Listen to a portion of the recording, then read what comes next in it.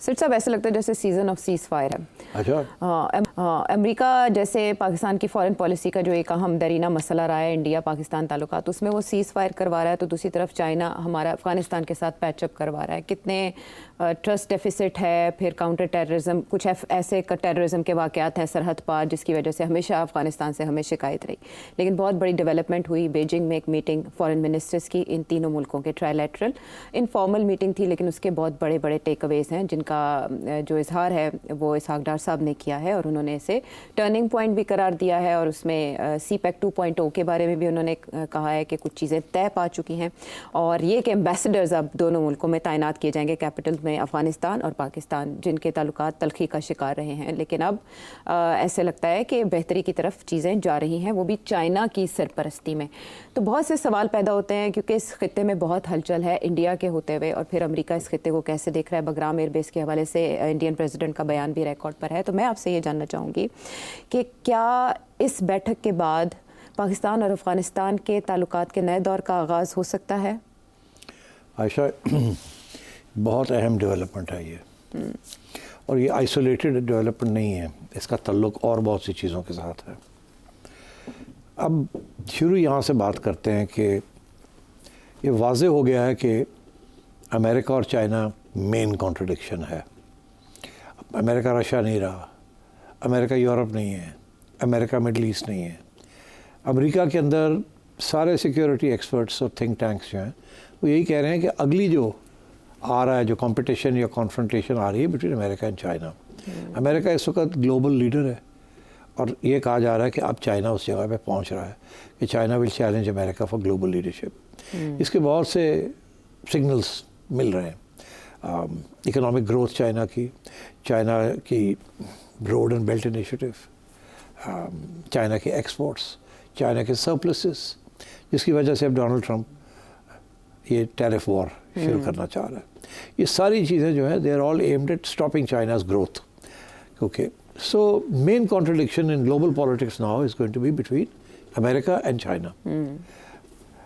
इसको अगर आप सामने रखें और इस कॉन्टेक्स्ट के अंदर फिर आप देखें तो आपको अमेरिका की पॉलिसी तो समझ आ रही है कि वो तो they will contest every space, मगर चाइना क्या करेगा? How will China deal with this? पहले तो चाइना की तरफ से आपको कोई इशारा नहीं मिलता था, वो बेसिकली फोकस करते थे अपने इकोनॉमी के ऊपर, इंटरनल स्टेबिलिटी, डिफेंस और एक्सपोर्ट्स। उनके लिए economic growth was the critical area. अब आपने देखा कि पहली दफ़ा चाइना खुल के अपनी सिक्योरिटी डायमेंशन जो है उसको भी आगे बढ़ा रहा है, और मैं समझता हूँ ये अमेरिका की वजह से अब ये फैसला हुआ है चाइना के अंदर कि इट्स टाइम कि हम भी अब थोड़ा सा अग्रेसिवली कॉम्बैट करें इस चीज़ को। एक ये कि उन्होंने ताइवान के ऊपर फिर से अपने क्लेम्स जो हैं वो फिर से रिन्यू करने शुरू कर दिए। और इस वक्त जो बात होती है अभी, फॉर एग्जांपल ये जो हमारी झड़प हुई है इंडिया के साथ, जो इंटरनेशनल एक्सपर्ट्स ये कह रहे हैं कि चाइना के वेपन्स जो हैं वो टेस्ट हो गए हैं without any war in with China, और चाइना को बहुत इसका फ़ायदा हुआ है कि उनके जो एडवांस वेपनरी है वो पाकिस्तान के ज़रिए टेस्ट हो गई है। मगर अमेरिका में जो एक्सपर्ट्स बैठे हुए हैं वो ये कह रहे हैं कि ये एक्चुअली एक ड्रेस रिहर्सल है चाइना के लिए, कि जबकि वो किसी न किसी स्टेज पे ताइवान को हड़प करना चाहेगा, कैप्चर करना चाहेगा। और चाइना जो है वो उसने कभी भी वो डिमांड अपनी छोड़ी नहीं है। अभी वो बहुत सेंसिटिव है ताइवान के मामले, और लोग ये समझ रहे हैं कि ये सारी डेवलपमेंट जो हो रही है चाइना किसी न किसी स्टेज पे ये वेपन्स जो है they will come in use, और जो उनके अगले एडवांस वेपनरी भी जो है वो भी यही है, in order eventually to get to Taiwan. That's a open conflict. उधर से क्वाड बन गई है जी, against China, India, Japan, Australia, America, ठीक, क्वाड बन गई है। तो ये बिल्कुल ऐसे लग रहा है कि कॉन्फ्लिक्ट जो है ताइवान, साउथ चाइना सी, ईस्ट चाइना सी, और ये वही रूट है चाइना के लिए जो कि जिसके ज़रिए उसकी सारी शिपिंग और एक्सपोर्ट्स होती है और इंपोर्ट्स होती हैं, एक ही सी लेन है। ये आगे सोच के चाइना ने सिपेक बनाया था कि हमारे पास अगर यहाँ कोई जंग वंग होती है या सी लेन्स ब्लॉक हो जाती हैं तो China should have another route to get to Europe, right, and to the Middle East. तो उस सिलसिले में चाइना ने लंबी सोच रख के और उन्होंने ये सिपेक शुरू किया था। मगर सिपेक का ये नहीं था, it was not just China Pakistan economic corridor. CPEC एक रोड एंड बेल्ट इनिशिएटिव का हिस्सा है, BRI, ठीक, BRI का। अब BRI क्या थी? BRI के दो हिस्से हैं। एक ये है कि लैंड रूट्स जी, और ये यूरोप तक पहुंचना है। तो उस सिलसिले में काफ़ी अरसे से चाइना ने ये सिपेक के ऊपर जब शुरू किया, उससे पहले चाइना पाकिस्तान आने से पहले चाइना ने 90s के अंदर ये प्लानिंग की थी कि चाइना से उज़्बेकिस्तान एक रेलवे लाइन बनाई जाए। कोई 700 किलोमीटर के करीब वो रेलवे लाइन है, मगर बहुत मुश्किल लाइन है, over many mountains and countries. वो चाइना काश्गार प्रोविंस से लेके और वो जाती है किर्गिस्तान से उज़्बेकिस्तान से वो लिंक अप कर जाती है विद रशिया, और रशिया के जरिए वो यूरोप पहुंचती है। और वो लिंक उज़्बेकिस्तान से जब करती है तो वहां से वो ईरान के साथ भी उसकी लिंक बन जाती है। अच्छा, ये 5 नेशन रेलवे जिसे कहते हैं। तो ये चाइना, किर्गिस्तान, उज़्बेकिस्तान, राइट, इसे CKU कहते थे। ओके। तो ये बहुत से इसके लिए मुश्किलात आई। पहले तो रूस तैयार नहीं था इसको सपोर्ट करने के लिए। वो समझता था कि ये हमारी मोनोपोली है, ये तो यूरोप और चाइना को हम क्यों दें। अच्छा। मगर वो मसला हल हो गया। फिर technical problem of different gauge की रेलवे लाइन, उधर किसके साथ लिंक करना है, कैसे है, पैसे कहाँ से आएंगे एंड सो ऑन। तो 90 की दिहाई से ये प्रोजेक्ट डेवलप हो रहा था, डिस्कस हो रहा था। अच्छा। अब क्या हुआ है कि चाइना ने फाइनली डन कर दिया।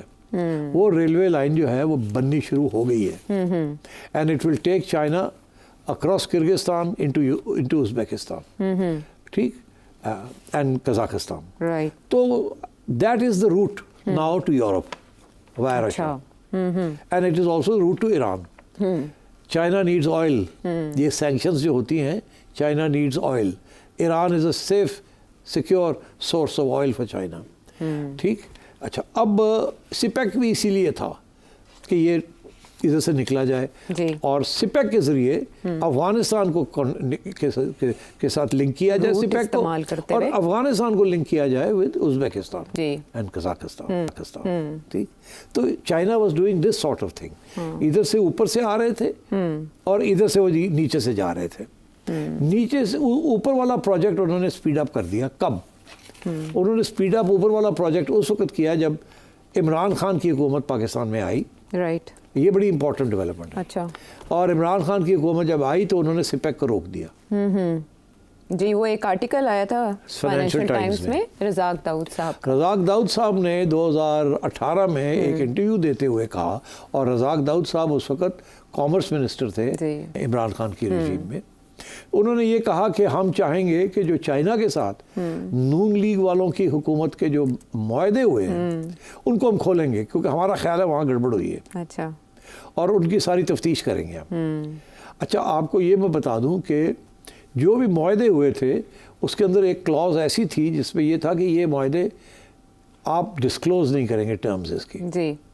मुझे याद है कि एक मीटिंग में मैंने ये सवाल भी पूछा शहबाज शरीफ साहब से, पंजाब में थे जब वो, कि आप ये बना रहे हैं ऑरेंज लाइन और ये और वो, तो ये चाइनीज़ लोन्स आ रहे हैं या चाइनीज़ इन्वेस्टमेंट आ रही है, तो हमें दिखा सकते हैं आपकी अग्रीमेंट्स। तो उन्होंने कहा नहीं, वो अग्रीमेंट सीक्रेट अग्रीमेंट्स हैं। तो क्यों सीक्रेट है? इसलिए क्योंकि इस किस्म की अग्रीमेंट्स उन्होंने अफ्रीका में भी किए हैं और जगह पे भी, श्रीलंका में भी कर रहे हैं। वो नहीं चाहते हमें जो स्पेशल टर्म्स दे रहे हैं, ये उनका मौक़िफ़ था कि हमें वो स्पेशल टर्म्स दे रहे हैं, वो नहीं चाहते कि ये स्पेशल टर्म्स सबको दे, इसलिए इनको खुफिया रखना पड़ेगा। They are not open to पेपरा और ऑल द रेस्ट। तो खैर चुप कर गए हम लोगों ने कहा अच्छा चलो, अगर ये चाइना दे ही रहा है तो चुप ही कर जाओ तो बेहतर है। तो अब ये है कि जब इमरान खान आया तो ये सब प्रोजेक्ट्स रोक दिए गए, और रज़ाक दाऊद साहब का जो बयान था उसके ऊपर काफ़ी लेन देन भी हुई। असल में तब ये नैरेटिव बना दिया गया था जैसे ये डेट ट्रैप है। नॉट ओनली डेट ट्रैप कि ये इसमें कमीशंस एंड किकबैक्स मिले हैं नून लीग की गवर्नमेंट को, तो इसलिए इसको रोक दिया। अच्छा। मगर एक्चुअली इसके पीछे एक और भी बात थी जो आमतौर पे कही नहीं जाती, मैं आपको बता दूं, थोड़ी बहुत जिक्र होता है इसका मगर डिटेल में नहीं होता। वो ये था कि आपको याद होगा कि जब ये आए थे तो बात हो रही थी IMF का प्रोग्राम लेना कि नहीं लेना। असद साहब थे मेरा ख्याल फाइनेंस मिनिस्टर। जी जी, वो अरस्तु थे, माशी अरस्तु थे इमरान खान साहब की टीम के, और उन्होंने कहा था कि हम तो IMF प्रोग्राम नहीं करेंगे, नहीं जाना। उसके बाद वो तब्दील हो गए, जो अगले आए उन्होंने कहा हम IMF प्रोग्राम करेंगे, हफीज शेख साहब। हफीज शेख साहब। तो फिर ये चलती रही बात, मगर उसके दौरान अमेरिका की तरफ से और ये एक्चुअली IMF की तरफ से ये रिक्वायरमेंट थी कि आप हमें जो मुआहदे किए हैं आपने चाइना के साथ वो हमें दिखाएं। वो क्यों? उनका मौक़िफ़ ये था IMF का कि हमसे आप पैसे ले रहे हैं और फिर आप उधर एडजस्ट करेंगे, और एडजस्ट आप उधर कर देंगे। उनसे आप लोन्स ले रहे हैं और वो आप ट्रांसपेरेंट नहीं है, और हमारे से पैसे लेके आप उनको डेट उधर पैसे वापस कर देंगे। तो ये तो एक्सेप्टेबल नहीं है। एक ही सूरत है, हमें दिखाएं उसमें क्या लिखा है। तो चाइना ने ऑब्जेक्ट किया कि ये हमारे लोन्स और हमारी जो टर्म्स हैं ये नहीं होनी चाहिए। अच्छा। उसके साथ सारा सिपेक जो है ना वो रुक गया। इमरान खान के ज़माने में सिपेक डेवलपमेंट रुक गई थी और काफ़ी इसके ऊपर लेन देन हुई। जब ये रज़ाक दाऊद साहब का बयान भी आया, जिसके बाद उन्होंने सॉरी करके उसको ख़त्म, आपने कहा नहीं जी आई वाज मिसकोटेड वगैरह, क्योंकि चाइना ने प्रोटेस्ट किया था, वजाहत देनी पड़ी थी। फिर चाइनीज एम्बेसडर ने यहाँ कहा ये क्या बात है एंड सो ऑन। मगर वो एक तो ये रुकावट थी, उससे पहले ही एक और रुकावट भी बननी शुरू हो गई थी जब नवाज शरीफ साहब प्राइम मिनिस्टर थे। ये भी मैं आपको अंदर की बात एक बता दूँ।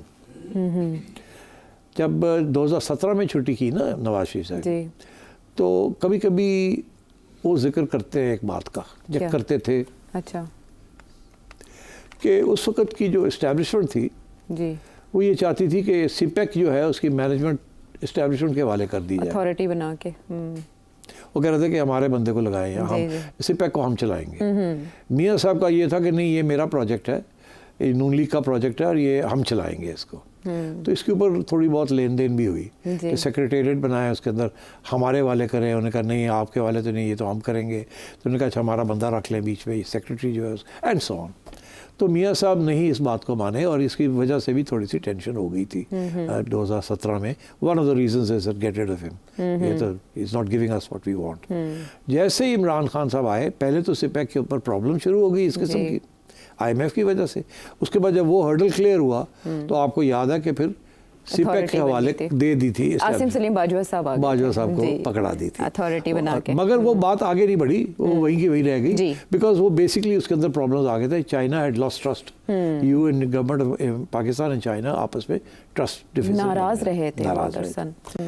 अच्छा, ये बैकग्राउंड बड़ी ज़रूरी थी।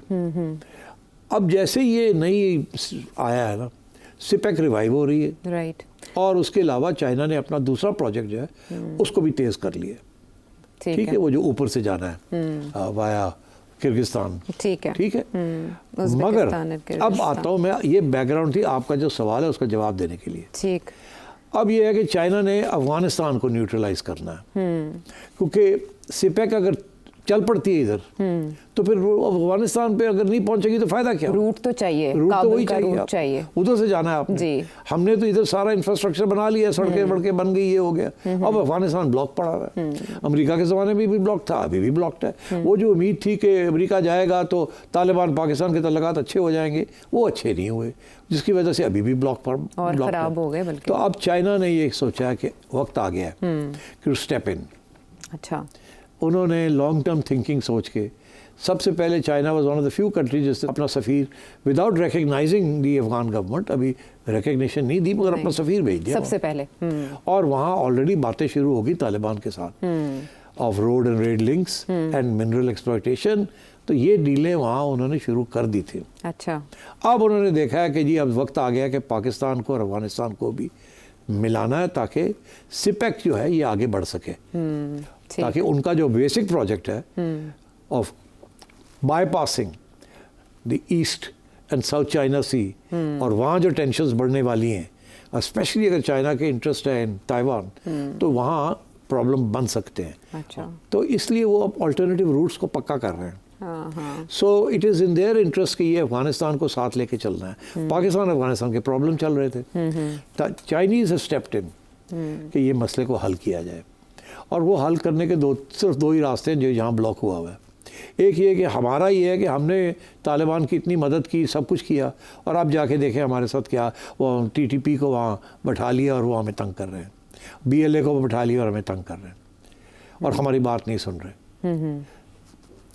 उधर उनका ये कहना है तालिबान का कि ये हम इनको नहीं हाथ लगा सकते, नहीं तो हमारे अंदर सिविल वॉर हो जाएगी, हम इनसिक्योर हैं, हम नहीं टीटीपी को टेक ऑन कर सकते।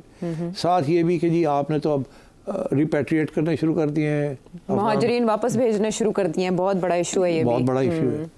तो मतलब इस किस्म के टेंशन अब चल रहे हैं। China has stepped in, China के जियो ग्लोबल इंटरेस्ट्स डिमांड कि ये अफगानिस्तान को खोला जाए for Pakistan to reach, for CPEC to go through ji.